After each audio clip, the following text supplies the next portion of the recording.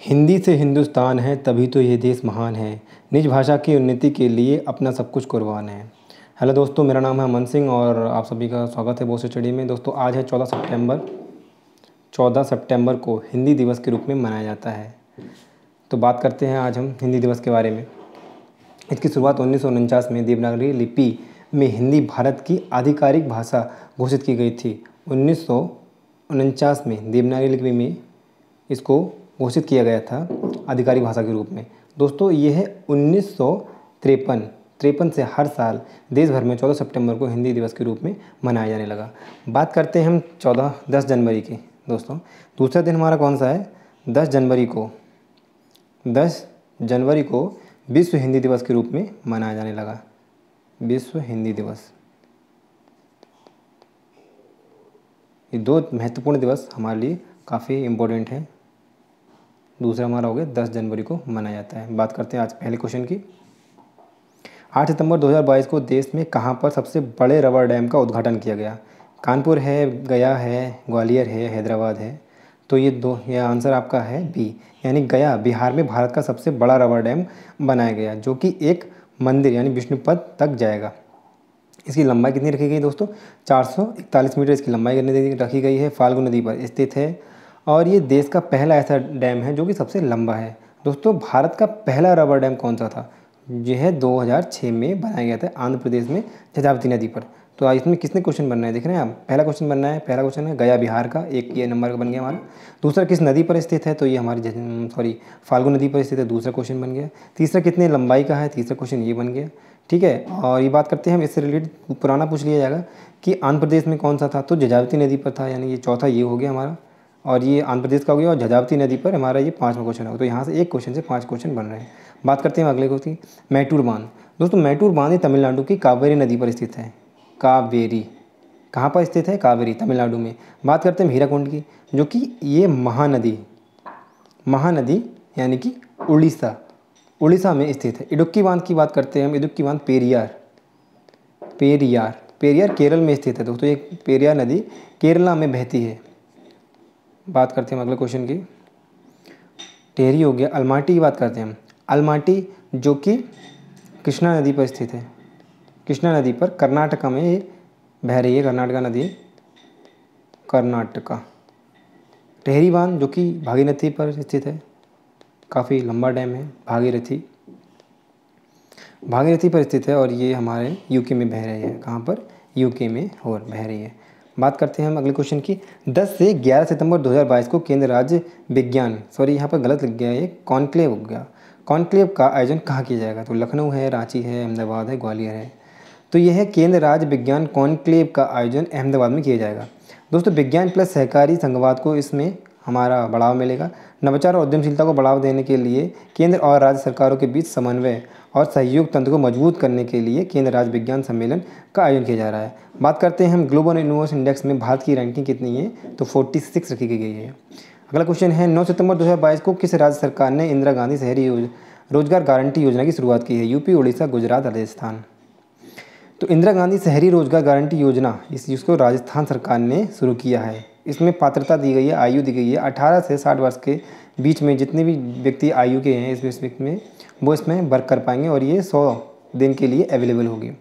बात करते हैं हम यहाँ के सीएम की। तो अशोक गहलोत राजस्थान के सीएम हैं और कालराज मिश्र को यहाँ पे गवर्नर बनाए गए हैं।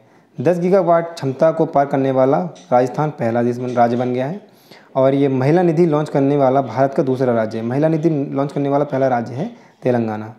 8 सितंबर 2022 को डायमंड लीग फाइनल का खिताब जीतने वाले पहले भारतीय कौन बन गए हैं? अनु रानी हैं, सुमित अंतिल हैं, शिवराज हैं, नीरज चोपड़ा हैं। तो डायमंड लीग को स्विट्जरलैंड की ज्यूरिख में कराया जा रहा है दोस्तों, जिसमें विजेता हैं हमारे नीरज चोपड़ा।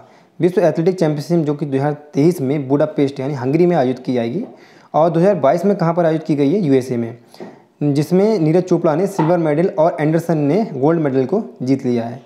टोक्यो ओलंपिक की बात करें तो नीरज चोपड़ा ने गोल्ड मेडल जीता था। भारत सरकार ने भाला फेंक यानी 7 दिवस के रूप में 7 अगस्त को मनाने जाने की घोषणा की गई है।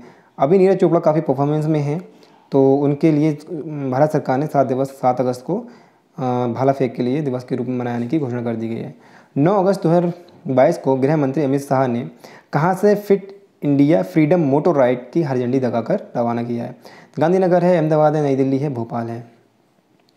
Fit India freedom motor ride की शुरुआत मेजर ध्यानचंद स्टेडियम जो कि नई दिल्ली में स्थित है से की गई है, जहां 75 लोग यानी 75 बाइक के साथ में महत्वपूर्ण स्थानों पर जाएंगे। बात करते हैं फिट इंडिया मूवमेंट की, जो 29 अगस्त 2019 को शुरू किया गया था। ये है हमारा Dom Rider bike release flag off event, यानी कि 9 सितंबर 2022 को इसको इवेंट किया गया। बात करते हैं अगले क्वेश्चन की, हाल ही में संयुक्त राष्ट्र मानवाधिकार परिषद के नए अध्यक्ष किसे नियुक्त किया गया है। एक नियुक्ति हुई है जिसमें एंटोनियो गुटेरेस हैं, वोल्कर टर्क हैं, कोली शेख हैं या फिर फेडरिको बेलेज हैं। तो हमारे वोल्कर टर्क को नया अध्यक्ष बनाया गया है संयुक्त राष्ट्र मानवाधिकार परिषद का। संयुक्त राष्ट्र मानवाधिकार परिषद की स्थापना 2006 में की गई थी, जिसका हेडक्वार्टर जेनेवा में स्थित है। बात करते हैं हम जेनेवा से अदर रिलेटेड की, तो WTO, WHO और ILO का मतलब हेडक्वार्टर भी जेनेवा में स्थित है। नेक्स्ट है कि संयुक्त राष्ट्र सुरक्षा परिषद के कुल सदस्य कितने हैं, तो इसमें कुल 15 सदस्य हैं दोस्तों। और UNO में कुल देश कितने हैं, 193 यहाँ के कुल देश हैं। अंतर्राष्ट्रीय न्यायालय का मुख्यालय कहाँ पर है, तो इसका मुख्यालय हेग में स्थित है। कहाँ पर स्थित है, हेग में। अंतर्राष्ट्रीय न्यायालय का हेग हो गया। और संयुक्त राष्ट्र के महासचिव हैं एंटोनियो गुटेरेस यहाँ के अभी अध्यक्ष है। ये रहे हमारे बीट्रूप।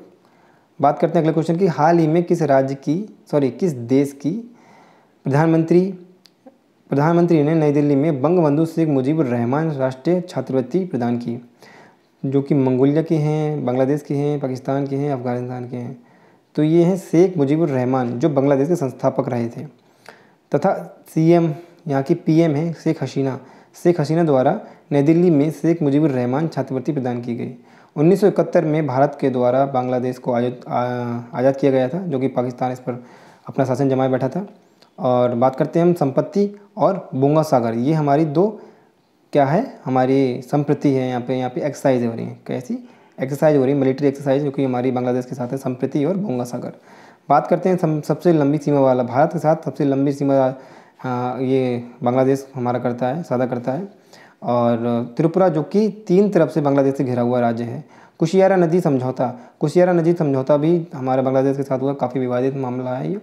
हाल ही में चर्चा में रहा गोगरा हॉट स्प्रिंग में पेट्रोलिंग पिलर 15 कहाँ पर आयोजित है, जम्मू कश्मीर में है, लद्दाख में है, शिमला में है, उत्तराखंड में है।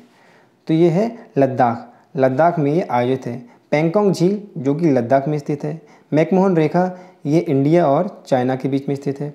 गलवान घाटी भी हमारी कहाँ पर, लद्दाख में स्थित है दोस्तों। रेड क्लिफ, जो कि इंडिया और अफगानिस्तान के बीच में हमारी रेखा है। पंचशील समझौता भी इंडिया चाइना के बीच 1954 में हुआ था। सियाचिन ग्लेशियर किस नदी घाटी पर है, तो नुब्रा नदी घाटी पर स्थित है सियाचिन ग्लेशियर।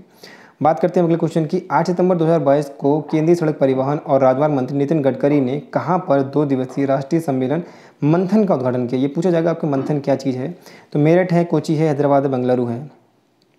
8 सितंबर 2022 को बंगलौर में 2 दिवसीय राष्ट्रीय सम्मेलन मंथन का आयोजन किया गया, यानी कि आइडिया टू एक्शन का उद्घाटन किया। खेलो इंडिया यूनिवर्सिटी गेम भी हमारे बेंगलुरु में कराए गए और इसरो का हेडक्वार्टर भी हमारे बेंगलुरु में स्थित है। दोस्तों कैसी लगी वीडियो, इसको आप कमेंट बॉक्स में ज़रूर बताएं और शेयर करें, लाइक करें एंड सब्सक्राइब करें। And have a nice day. Thank you.